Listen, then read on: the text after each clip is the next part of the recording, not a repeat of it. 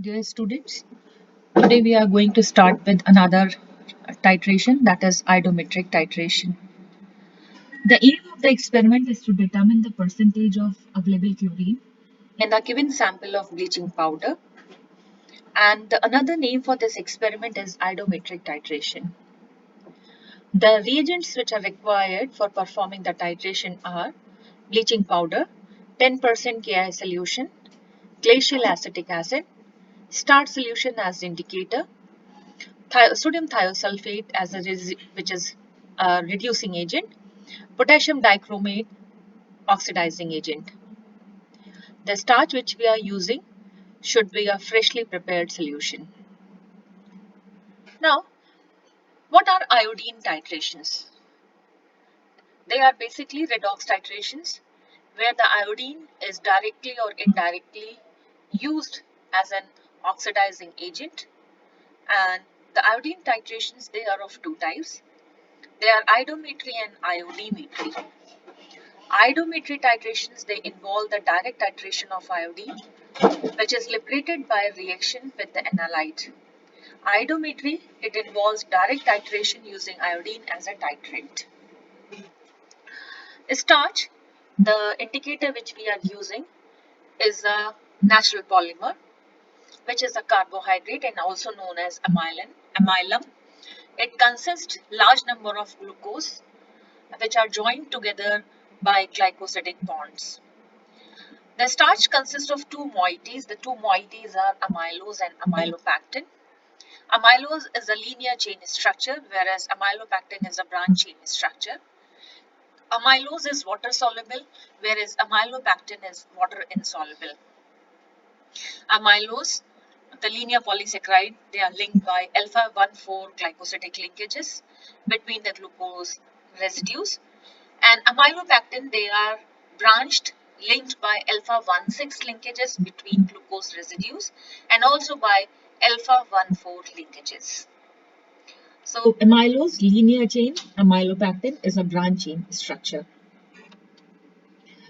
Let us start with the theory.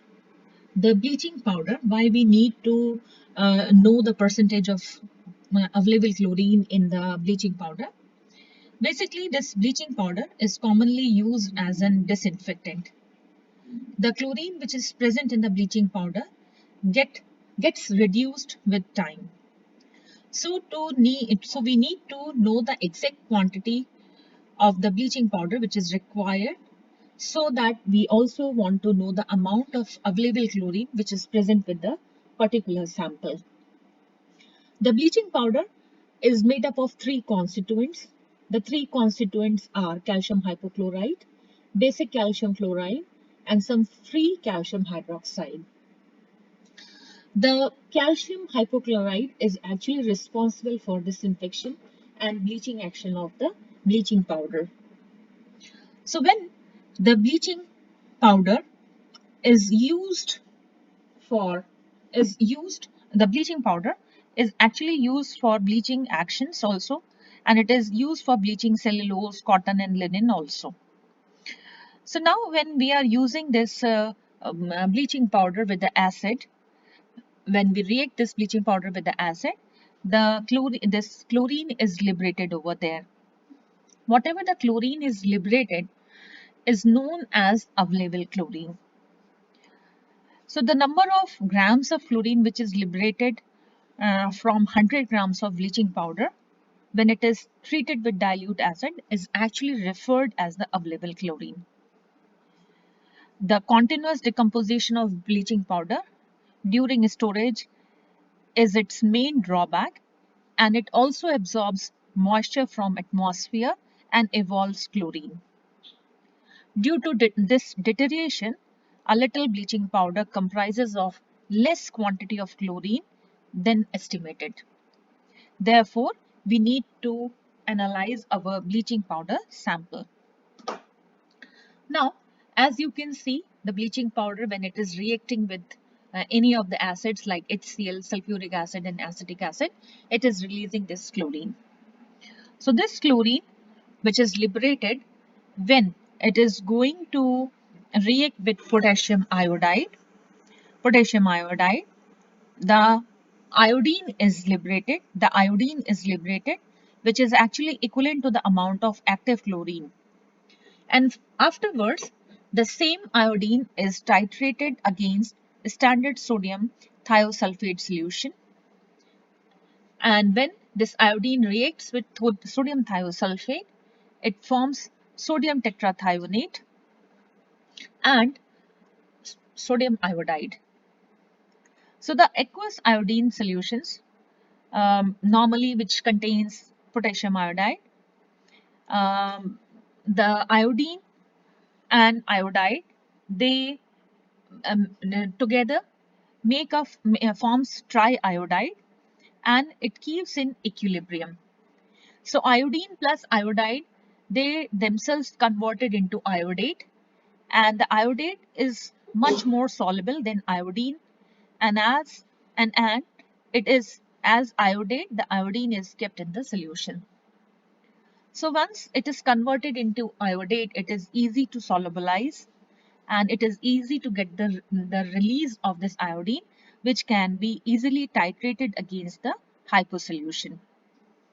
So always remember, we always use excess of Ki when we are performing this titration, and this excess of Ki will lead into the formation of these iodate ions, and iodate is much more soluble, soluble than iodine.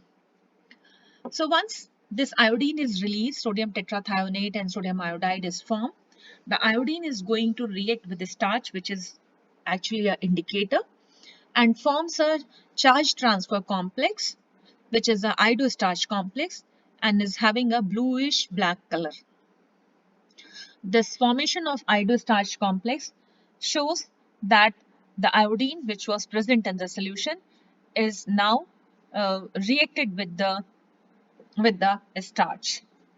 So when we reach to the end point, at the moment we reach to the end point, the solution colors turn into colorless solution. That means the disappearance of this bluish black color is there, and due to that the solution turns colorless in nature. The two different sets of reactions are there. The another set of reaction is when the chromium ions are going to react with these iodide in the presence of the acid. The chromium changes its oxidation state from +6, it goes to +3, and the iodide is converted into iodine. So the redox reaction is taking place, and at the end point you are going to observe a characteristic green color. That characteristic green, leafy green color is because of the chromium ions which are present in the 3+ state. So the two types, the sets of the reaction are totally different. This sets of reaction when you are estimating the chlorine in the bleaching powder, and this sets of the reactions will take place when you are performing the standardization of your hyposolutions. So let us start. Let us begin with the titration, with the procedure part. But before that, again, two things always remember. Number one, we use excess Ki, and excess Ki is used so that iodine should be available. Number two, we prefer the iodine titrations need to be performed in the cold conditions. The reason behind that, iodine is volatile in nature. To prevent the volatilization of iodine, we keep the solution cold. Number two, the excess Ki also prevent the volatilization of iodine. So that is why also we use this excess of potassium iodide, so that this potassium iodide, the iodine plus iodides, they will convert themselves in terms of iodate, which is more soluble in comparison to iodine. Now, let us start with the first part, that is preparation of a standard potassium dichromate solution. So the weighed amount of potassium dichromate will be given to you. The same weighed amount you have to transfer into 250 ml standard flask. Dissolve the crystals with distilled water and make the solution up till 250 ml mark. Shake the solution so that you can get a uniform concentration. Afterwards, you need to calculate the normality of potassium dichromate. So put the weight, that is 1.25, multiplied by 4, divided by equivalent weight, that is 49.03. Calculate the values, calculate the formula, do the calculations.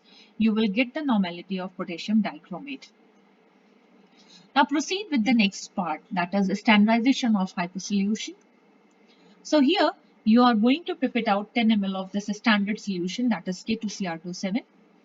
And in that K2Cr2 solution, you are going to add 3 ml of concentrated HCl and 5 ml of this 10% of Ki with the help of measuring cylinder. Both the solutions will be added with the help of measuring cylinder. And then you are going to add 1 test tube of water in this. As I told, why we are adding this distilled water? We want the solution, we want to carry out the titration in the cold conditions so that iodine should be available in the flask. It should not volatilize. Now, when everything is mixed over there, you can observe that still we have not added starch in it. So now you start the titration. Start the titration. The flask is containing potassium dichromate, concentrated HCl and Ki in it. The solution is dark brown in color. Titrate it till your solution turns into light brownish green in color. And you have to be very careful. If you will not, if you keep on performing the titration without even the adding of this starch indicator, you will land in the situation where you are going to get the leafy green color. So that means without indicator also we can reach to the end point. The reason why we are adding starch is to get a sharp end point. If we will not add, because this light brownish green color, then suddenly it changes into leafy green color, it is difficult to perceive at that moment. So once we are going to add this starch at the light brownish green color, again your solution will turn into dark in color. Then you add another few drops of sodium thiosulfate, and suddenly your solution will turn into leafy green color. So it is easy to perceive the color change at this point. And that is why we are telling that if without addition of starch also you can reach to the leafy green color. But why we are adding starch? So that there should be a significant change, color change should be observed easily. So once your solution turns into leafy green color, at that moment you have to stop the addition of hypo, note down the reading and repeat the titration for the concordant values. Now, for the calculation of normality of hypo, you have to put the value, you have to put the normality of potassium dichromate multiplied by the volume of potassium dichromate, that is 10 ml, divided by the volume of hypo which you have obtained through the titration. Calculate it, you are going to get the normality of hypo solution. Moving ahead, you need to prepare a bleaching powder solution. So the weighed amount of bleaching powder will be given to you in the pestle mortar. In that pestle mortar, you have to add little amount of water, grind it well, and make a smooth paste of this bleaching powder. And make sure that there should be no granules. A smooth means very fine and smooth paste is required, because if you're not going to make a smooth paste, the granules will have chlorine in it, and the liberation of chlorine will not be a proper one. So that is why you need to grind, you need to crush all the granules which are present in the bleaching powder, as the bleaching powder is hygroscopic in nature. That is why it might be having some granules in it. So आप उन सारे granules को तोड़ के अच्छा सा fine paste तैयार करेंगे, so that the iodine and so that the chlorine should be released easily. Once the paste is converted into a smooth paste, you need to add distilled water in it and transfer it into 250 ml standard flask with the help of the funnel. Make sure that your pestle mortar doesn't contain any particle or any residual bleaching powder in it. You need to take each and every part of this bleaching powder, because it is going to be utilized for the calculations. So once your solution is prepared, once it is transferred into the standard flask, you will observe that the solution is trying to settle down. So the settled solution, the upper part is clear solution, and the solution which is at the base is quite turbid in nature. So the upper part, upper solution is a clear solution. The lower part is a turbid solution. And when you are using this solution in a titration, you need to take the turbidity along with the water. So that you need to shake your solution very well. If you are going to use this clear solution, you will get a very early endpoint. If you are going to use highly turbid solution, you are going to get a very late endpoint. So that is why if you will make the solution, if you swivel it, if you mix it properly, if you make the concentration even you are going to get the correct endpoint. Now, how to use this bleaching powder in the estimation of the chlorine? So now, whatever the bleaching powder solution you have prepared, you have to pip it out, 25 ml of this bleaching powder, and you release it into the conical flask. In this bleaching powder, you will add 10% of Ki and 5 ml of glacial acetic acid. The reactions which are actually taking place here are this. The chlorine which is present in the bleaching powder will be released over there. You have added Ki. So Ki will react with chlorine, forming potassium chloride, and the iodine is released over there. This iodine, when you will titrate it with sodium thiosulfate, will form sodium tetrathionate and sodium iodide. Now, once the sodium tetrathionate is formed over there, at that moment, your solution will turn into light yellowish color, or you can say straw yellow color. You have to stop the titration when your solution turned into lightish yellow in color. At that moment, you are supposed to add 1 ml of starch. अगर आपने light yellow color पे stop नहीं किया, तो directly you will land in a situation where solution will turn into colorless solution. So you have to be careful. You need this light yellow color, and so that at this light yellow color, when you will add starch, again your solution will turn into dark color. So once your solution turns into dark color, titrate it against hypo, and at the end point you are going to see that dark color is basically because the formation of charge transfer complex, that is the starch iodide complex, is formed over there. So that is why I'm telling that you are having a dark bluish color or dark bluish black color because of formation of a starch iodide complex. So once this complex is formed, afterwards again proceed with the titration. Your solution will turn into colorless. The moment your solution turned into colorless, stop the titration because now you have reached to the end point of the titration.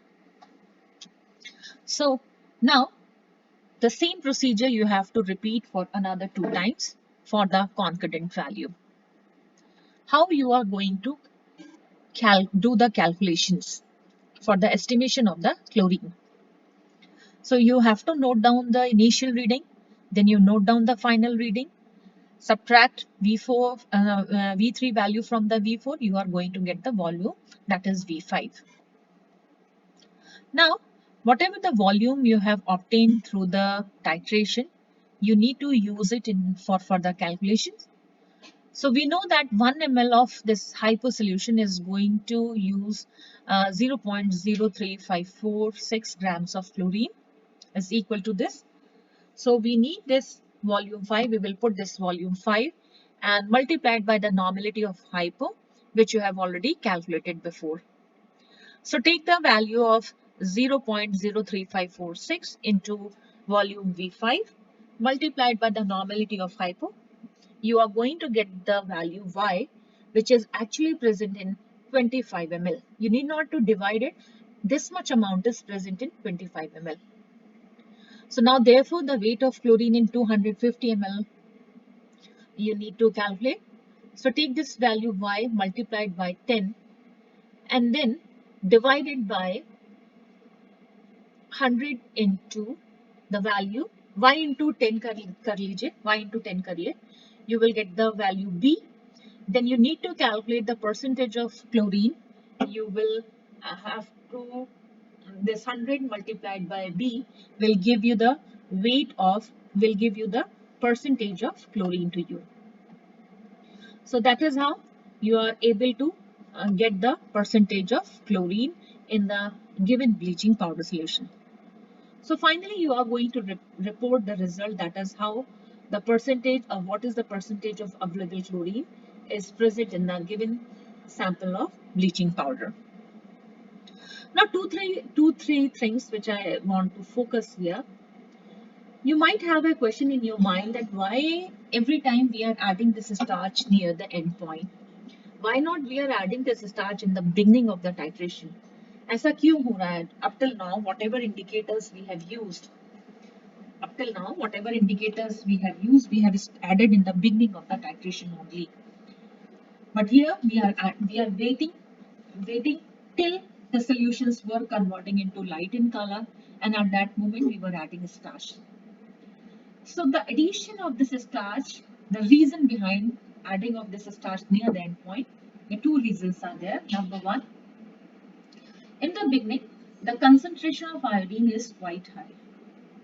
So when you will add this indicator at the beginning, you are going to get a diffused endpoint, because whatever the iodine is there, it is going to sit inside layers of the starch, and basically it is actually fixed with the amylopectin, and the phenomena of absorption will be there. So once the things are absorbed, it is very difficult to take back those things. So now what we are doing, basically, we are reducing the concentration of that iodine through the titration and making the solution light in color. Light in color means that the concentration of iodine is reduced over there. So when at the reduced concentration you are adding that starch, at that moment the phenomena of absorption will be there, and iodine is going to sit at the surface of the starch. So when the iodine is sitting at the surface of the starch, it is very easy to take out or to release that iodine from the surface. That is why we are adding this starch near the end point. Now another reason, the starch shows, or the starch is having a tendency of decomposition, or it gets hydrolyzed in the acidic medium. So at that moment, if it is hydrolyzed, it is not going to be able to perform its role as an indicator. So now what will happen when you will reduce the concentration of iodine? By that time, the acidic medium is also reduced. The concentration of acid is also reduced, because the reactions which are carrying out over there are in a acidic medium only. They are above 8, you can say. So that moment when you are going to add a starch, it is not at all going to be harmed over there, and it will easily perform its duty as an indicator. Again, I will repeat two reasons. Number one, if in the beginning if you will add a starch, the starch will go and sit inside the layer. It is difficult to take out that starch, and due to that you are going to get a very early endpoint. So if you will reduce the concentration of iodine, and at that moment when you will add the starch, it will sit at the surface of the starch, and it is easy to take back that iodine from the starch surface. The another reason, the starch goes or shows decomposition in the acidic medium. So due to that, and the acidic medium is required to promote the reaction between the oxidizing agents and the iodide. So first we will carry out the reaction. We make the concentration, we make the concentration lower, so that the starch will also be able to perform its duty, and also we are able to get the iodine back from the surface. So this is how, that is why we are using this starch near the end point. Another thing, in the beginning, the percentage of chlorine which we are calculating, but during the reaction, when we are performing this iodometric titration, we have replaced the chlorine with iodine. So again, you should, if you remember, the chlorine, iodine, bromine, अगर आप तीनों को देखें, तो iodine is larger than chlorine. Iodine is larger than chlorine, and all of them, they are having a volatile nature. But in comparison to iodine, chlorine is much more volatile in nature. And then proceeding with the that chlorine in the titration will lead into a wrong results. That is why we have replaced the chlorine and we have performed iodometric titration. Iodine is also volatile in nature, but in comparison to chlorine, it is less volatile. And as the size is bigger in comparison to chlorine, it will take more time to volatilize. So that is why we have replaced the chlorine with the iodine. So this is all the explanation of the experiment, the theory part, and two things more which I want to focus. The factors which actually affects the iodometric titration. Number one is the hydrogen ion concentration. The hydrogen ion concentration, it increases the oxidizing power of the oxidizing agents. Hence, the hydrogen ion concentration is directly proportional to the oxidizing power of the oxidant. So, it increases the iodine activity. So, number one factor. Number two, the pH of the sample solution. Even though we have not maintained any pH over there, but always remember the pH of the solution is inversely proportional to the oxidizing power of the oxidant. The increase in the pH decreases the iodine solution activity, that is oxidizing power. So these two factors which affects the iodometric titration. And the precaution part, the titration should be carried out as quickly as possible because iodine is volatile. And to prevent this iodine, we we are using cold conditions, and also we are putting excess iodide over there. Number two, always prepare or always use a freshly prepared start solution because it shows hydrolysis or the decomposition. Next, the for adding any kind of acids in the reaction, acids and Ki solution, we need to use measuring cylinders. Thank you for this explanation, and the remaining slides are of calculation parts which you can go through when you are going to see the demonstration video. Thank you all.